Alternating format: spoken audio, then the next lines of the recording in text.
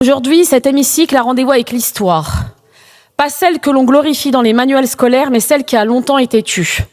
Celle d'un peuple noir libre que la France a contraint à racheter sa liberté. Le 1er janvier 1804, Haïti devient la première république noire indépendante du monde. Une victoire arrachée par d'anciens esclaves contre l'armée la plus puissante de l'époque, celle de l'Empire français. Une insurrection victorieuse, anti-esclavagiste, anticoloniale, qui a été une leçon de liberté pour nombre de peuples.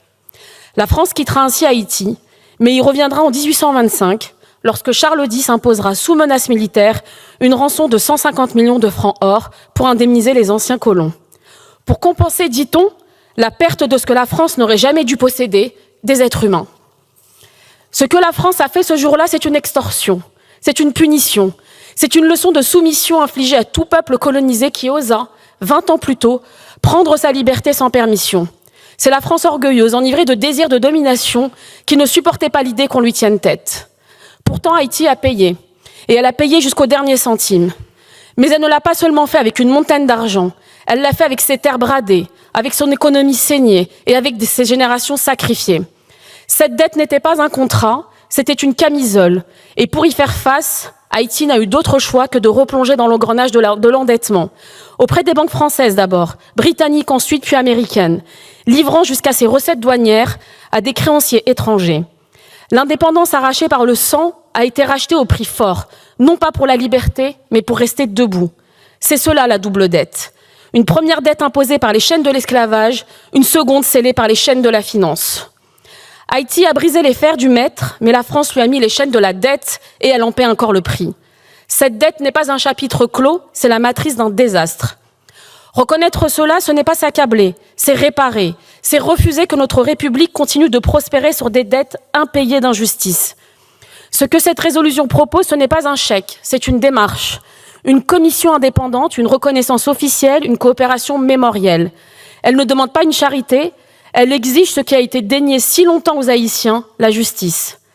Et à ceux qui craindraient que ce geste crée un précédent, je réponds, cette dette est unique, elle est documentée, elle a été extorquée par la France à un État souverain, ce n'est pas un cas général, c'est un cas d'école. À ceux qui disent il ne faut pas rouvrir les plaies, je dis, les plaies sont encore béantes. L'injustice continue tant qu'elle n'est pas reconnue. Haïti n'est pas un pays pauvre, c'est un pays appauvri. Un pays que l'on a méthodiquement privé de ses ressources, sucre, café, tabac, de ses moyens et de son droit à l'autodétermination. Appauvri par des siècles de pillage colonial où les richesses ont alimenté l'économie française au prix du sang et de la sueur des esclaves. Appauvri ensuite par une dette imposée sous la menace des canons, puis par les intérêts d'un système bancaire complice. Et lorsque les chaînes visibles ont été brisées, ce sont les chaînes invisibles du néocolonialisme qui ont pris le relais. Blocus économique, tutelle internationale, mission d'occupation déguisée, ingérence politique permanente, jusqu'à l'an dernier, où notre président de la République insultait les dirigeants haïtiens, les traitant de, je cite, complètement cons. L'État haïtien, depuis sa naissance, n'a jamais eu la possibilité de se construire librement. Chaque tentative de souveraineté a été étouffée par des puissances qui ne supportaient pas qu'un peuple noir se gouverne lui-même. Et parmi les premiers responsables de cet appauvrissement, il y a un nom qu'on ne peut esquiver, celui de la République française.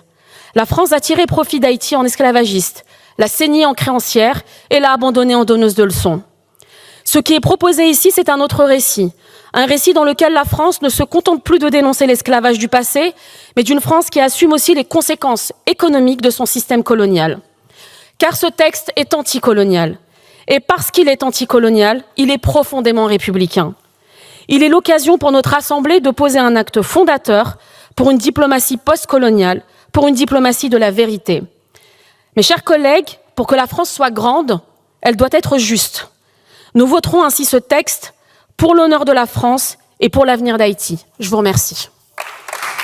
Peuple défriché pour l'enrichissement des grandes foires du monde, mûris ton grisou dans le secret de ta nuit corporelle, nul n'osera plus couler des canons et des pièces d'or dans le noir métal de ta colère en crue. C'est un poème de René Depestre. Il est opportun de le citer, je pense, à l'heure où Trump menace encore les Haïtiens, où Haïti vit un cataclysme humanitaire et où nous avons ce débat sur le remboursement de la rançon de l'indépendance imposée par Charles X il y a 200 ans. Cette rançon est un fait inédit dans l'histoire mondiale. celui où la France coloniale, humiliée d'avoir perdu sa colonie la plus riche, a fait payer à des anciens esclaves théoriquement libres une indemnité à leurs anciens maîtres. La France coloniale s'est vengée d'Haïti et lui a fait payer son orgueil d'être devenue la première république noire indépendante. Au crime d'esclavage s'est donc succédé le crime de la spoliation post-coloniale, doublé du crime de l'indifférence et de l'oubli. L'indifférence et l'oubli, car qui connaît cette histoire longtemps restée taboue? Où est-elle dans les manuels scolaires de nos enfants? Nulle part. Le peuple haïtien a pourtant subi le crime d'esclavage, un crime contre l'humanité, commis par la France monarchique, soit la privation de tous les droits humains, la transformation d'un être humain en marchandise. Lorsque la révolution haïtienne éclate en 1791, la colonie de Saint-Domingue est peuplée de 500 000 esclaves. Quand la grande révolution est arrivée en 1789, elle a été perçue comme un espoir pour ces esclaves. Tous les hommes naissent libres et égaux en droit. Mais l'Assemblée a trahi nos frères des Antilles en votant en 1790 que la Déclaration des droits de l'homme et du citoyen s'appliquait partout, sauf dans les colonies françaises. C'est donc l'honneur de la Première République d'avoir proclamé la fin de l'esclavage en 1794 et d'avoir intégré les Haïtiens dans la citoyenneté. N'oublions jamais que face aux crimes de l'Ancien Régime, au reniement de la monarchie constitutionnelle et face au bonapartisme, seule la République a défendu par des actes les principes humanistes qui fondent notre culture politique. Oui, il faut se rappeler qu'avant que le roi Charles X n'écrase Haïti, la Convention et Toussaint Louverture marchaient ensemble, main dans la main, réunis par une seule ambition, liberté, égalité, fraternité. Alors qu'en 1925, la France royaliste revient à Haïti avec 528 canons pour la rançonner, il faut le comprendre comme une injure faite à la France. En contraignant Haïti à payer 150 millions de francs or aux anciens propriétaires d'esclaves, Charles X a commis un acte impérialiste indéfendable. Il a aussi blessé au cœur les principes qui nous unissent, le respect de tous les droits humains, la fraternité entre les peuples libres et égaux, le refus du crime et l'amour du droit. On parle de double dette parce que pour la payer, Haïti a été contraint de contracter des emprunts auprès de banques françaises. Et payer, Haïti l'a fait pendant plus de 100 ans, jusqu'en 1952, jusqu'au dernier centime. C'est le paiement de cette dette qui a plongé Haïti dans la spirale du sous-développement, un mot que l'on utilise en Occident.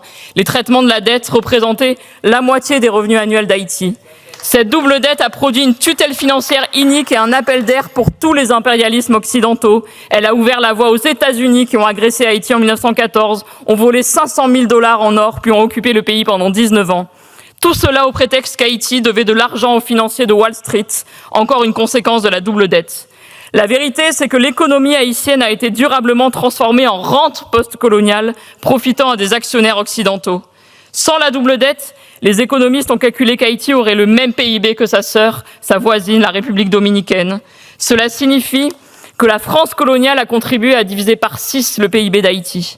Nous, députés, devons donc clairement dire que la France doit rompre avec ce passé impérialiste. Même si la dette morale n'est pas réparable, la reconnaître nous permettra de construire une coopération égalitaire avec le peuple haïtien, fondée sur le respect mutuel et la solidarité. Jusqu'à nos jours, Haïti n'a jamais bénéficié d'un traitement honnête en tant qu'État souverain. Nous devons aujourd'hui écouter nos amis haïtiens quand ils nous parlent de reconnaissance, de coopération, de réparation, d'initiatives mémorielles communes et voire même, comme aujourd'hui, de remboursement. Au-delà, il nous faut réparer notre relation avec Haïti, réparer les préjudices passés, réparer nos programmes de coopération, réparer cette société qui souffre tant, réparer pour se projeter vers l'avenir.